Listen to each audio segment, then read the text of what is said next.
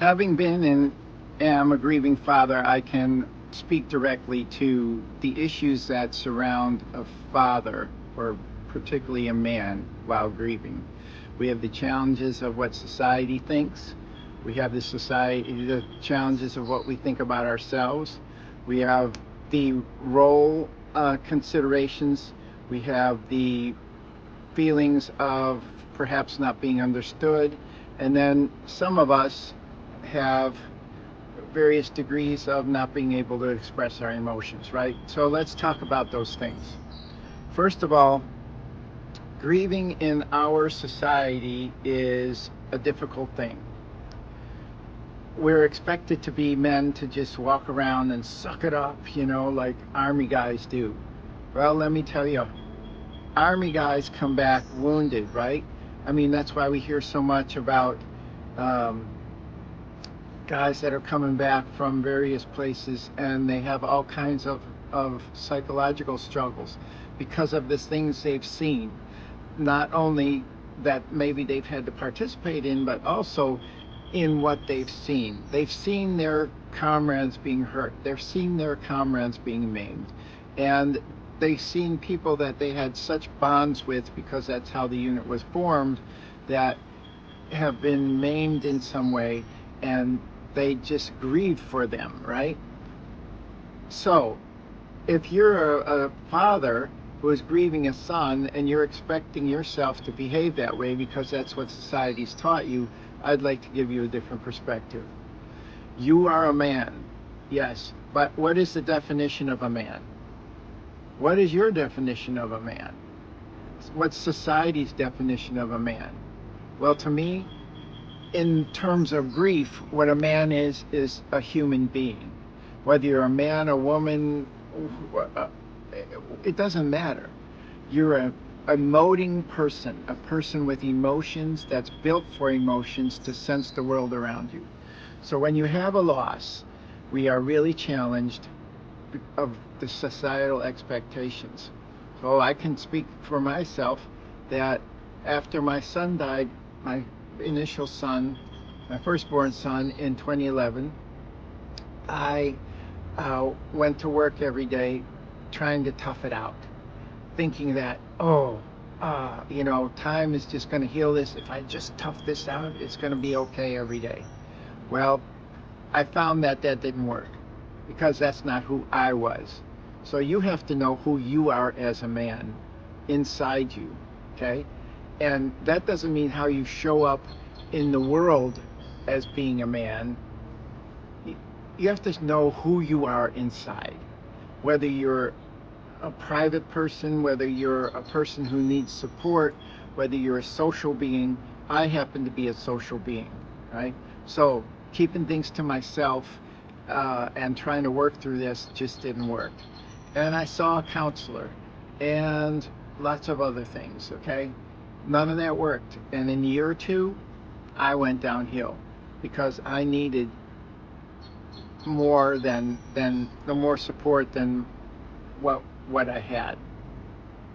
My message here is that knowing who you are, you have to operate and let your grief process be what it is, regardless of what anybody thinks of you, okay?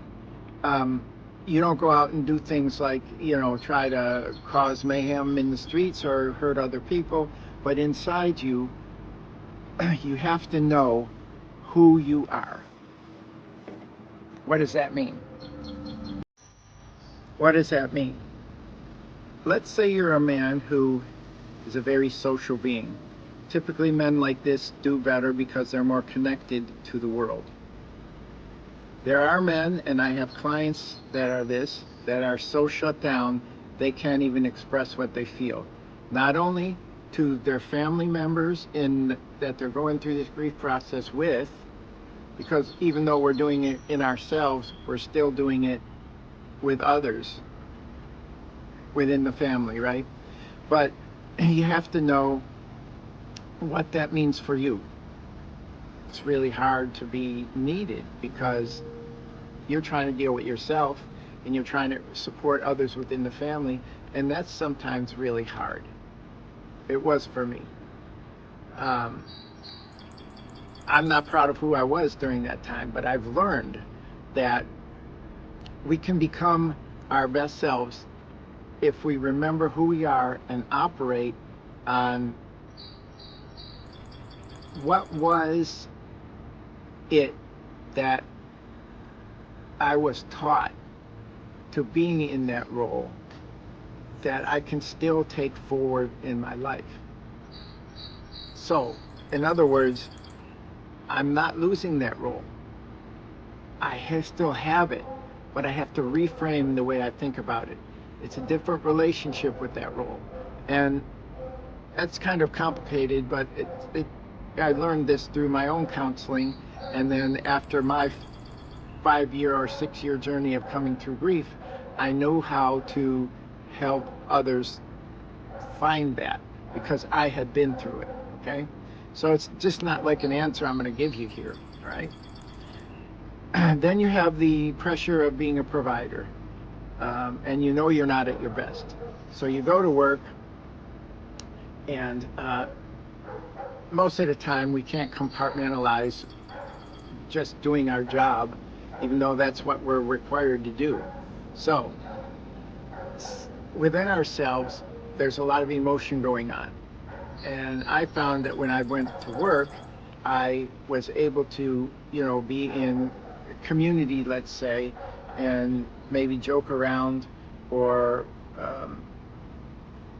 find a way to not be so much into myself, but that heaviness and the grief of my loss still stuck with me. I had one man at work that I really confided in, that I kind of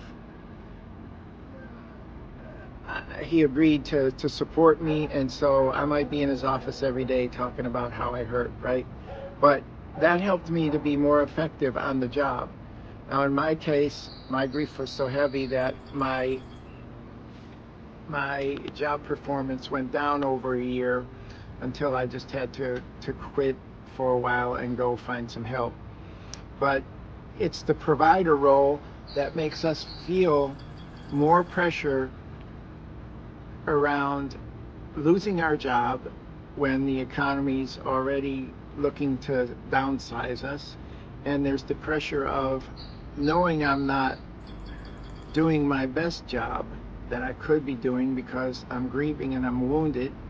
There's laying in bed at night looking at the ceiling like I'm not going to sleep again tonight. How am I going to do this? How am I going to get up tomorrow? How am I going to be my best self when I know I'm far from my best self? So then there's the aspect of being a spiritual leader within one's family.